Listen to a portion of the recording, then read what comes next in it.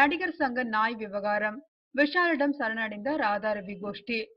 நடிகர் சங்கத்தில் ஒரு பதவியை வைத்துக் கொண்டு சீனியர்கள் செய்யும் அட்டகாசங்கள் கொஞ்சம் நஞ்சமில்லை. பட வாய்ப்புகளே இல்லாவிட்டாலும் இவர்கள் காட்டும் கெத்துக்கும் பஞ்சம் இருக்காது.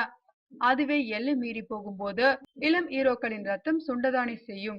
அப்படி ஒரு சிக்கலில் தான் மாட்டிவிட்டு இப்போது இறங்கி வந்து மன்னிப்பு கேட்டிருக்கிறார்கள் நடிகர் ராதாரவியும் நடிகர் சங்கத்தில் துணைத் தலைவராக இருக்கும் காளையும். சில மாதங்களுக்கு முன் திருச்சியில் நடந்த நாடக நடிகர் உதவி வழங்கும் விழாவில் பேசிய ராதாரவி நடிகர் நாசரை மிகவும் தகாத வார்த்தைகளால் சொல்ல, கூடவே போன துணைத் தலைவர் காளையோ மொத்த நடிகர்களையும் நாய் என்று வாய்க்கு வந்தபடி திட்டியுள்ளார். அவ்வளவுதான். பரபரப்பானது நடிகர் சங்கம். பத்தி கொண்டது பஞ்சாயத்து.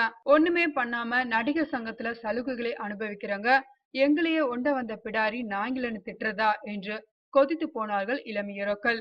அதிலும் உஷ்ணம் ஏறி போனவர் விஷால் தான்.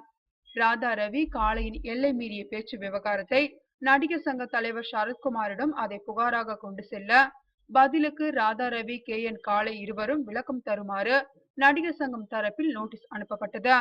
மற்ற நடிகர்கள் என்றால் உடனே செயற்குழுவை கூட்டி எல்லோர் முன்னிலையிலும் அவரை பகிரங்கமாக மன்னிப்பு கேட்க வைக்கும் இவர்கள் இந்த விவகாரத்தில் யாரிடமும் மன்னிப்பு கேட்கவில்லை. மாறாக விஷாலை மட்டும் கூப்பிட்டு யாருக்கும் தெரியாமல், தம்பி உணர்ச்சி வசப்பட்டு பேசிட்டோம், ரொம்ப ரொம்ப சாரி என்றார்களாம் ராதாரவியும் காளையும். விஷாலும் சரி சீனியர் நடிகர் ஆயிட்டாங்களே அதனால் விடுறேன் என்று பெருந்தன்மையுடன் விட்டுவிட்டாராம்.